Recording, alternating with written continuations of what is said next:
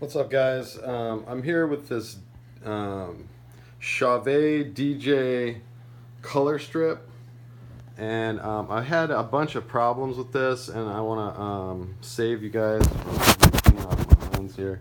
I want to save you guys from having the confusion that I did when it comes to this DJ lighting thing. Some of you may be already experienced with this, so I bought this Chauvet DJ Obey 3 DJ controller, and you can see it's super simple. It was $59 at Sweetwater. It's got a DMX Out, which is nothing more than a XLR cable. So, you know, if you have a mic cable around, it's the same thing. DMX, XLR, same exact thing.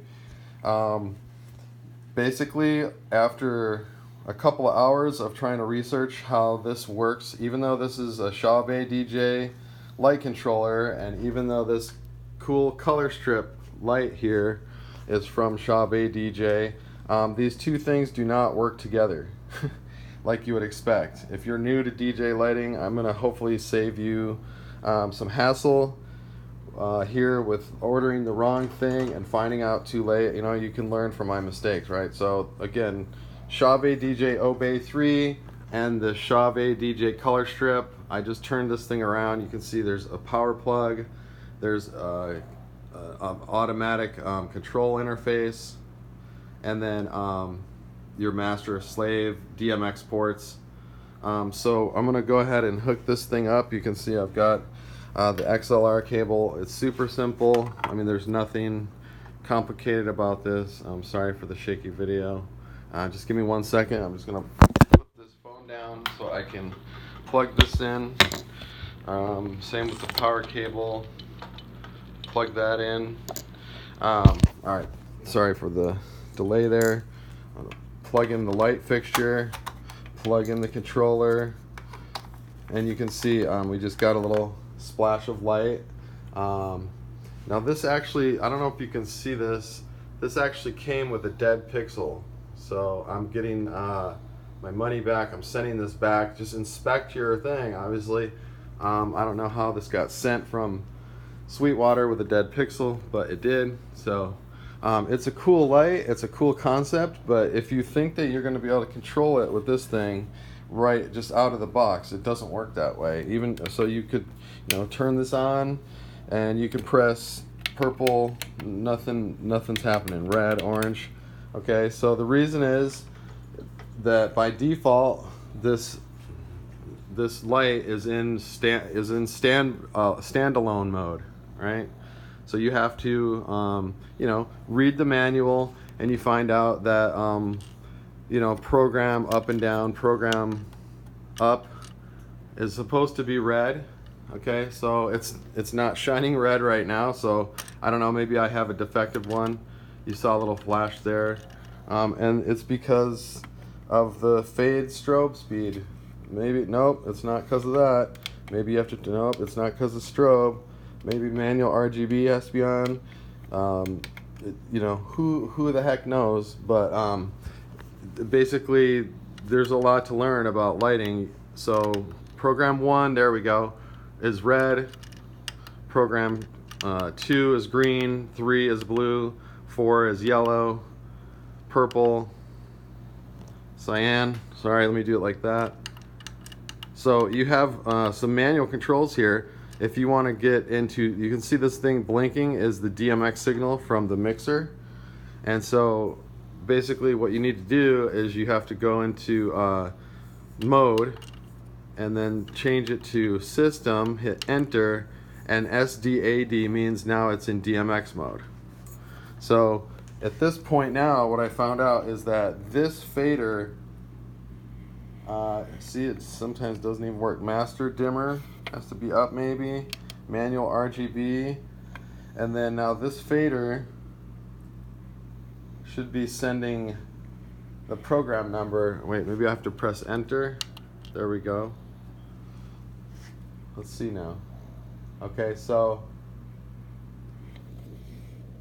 you know, you have to mess around with this thing to figure it out. It's very, very finicky. It's very strange. how it works. It took me a long time, but essentially you'll see other videos on YouTube about you know, this light with a different controller, or this controller with different lights. You know, maybe somebody at Chauvet DJ could, like, you know, comment on why this is so poorly matched. There we go. You can see there it's sending some signal at one point or another. Now it's supposed to be that this mixer right here, this first channel of the fader, should control that thing to red. Now maybe it's okay. That doesn't make any sense to me. But now, if you notice, if you fiddle with this enough, this controller, there we go. So now, in this particular mode, this channel is sending the numeric program that you see in the owner's manual, where, you know, from this to this is red, and then the next one is green, and then blue. So you can see I'm sending the same thing, the same programs in the same order as in the manual setting. But since this controller doesn't have a little LED readout to know what number you're sending to the controller, it's just kind of like, you know, you have to kind of eyeball it, and it's pretty finicky. So we're cycling through. There's white, and then it gets into the color chase modes. Okay, so, you know, now it's just color chasing, and this is the speed. So if you go all the way up there, you know, there's fast speed, and you can slow it down a little bit. But the controls are very touchy, and I cannot really recommend this product, the Obey 3, with the color strip. If you're planning on controlling the color strip, you do not want this controller. So I hope that explains a little bit. Again, you can fiddle with this controller if you want. You can get it to where you're in, like, you get to the right number of, like, color change mode, where now nope, see that one, that's not it. Let me bump it up a little bit. Nope. Let me bump it up a little bit. Where you can get it to color match mode. Nope, that's another chase program. So it's the thing that's frustrating is that you have no idea what program you're on. So, okay, that's a chase one. So, you know, again, none of these actually do anything. Like, if you just want to play, you know, play music and hit red for romantic songs and blue or purple or green or cyan for the other song, none of this works. This whole thing is useless. The only thing I found that you can control is if you get it just right in manual RGB, then this one fader controls the program, and then this fader right here controls the speed of the chase. You have to be on a chase program. See, the speed is actually correct here.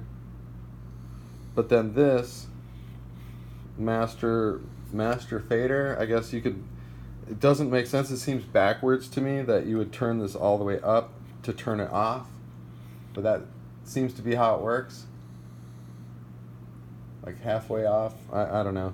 It's very odd. This sound button still doesn't work. You can press sound and it has no effect.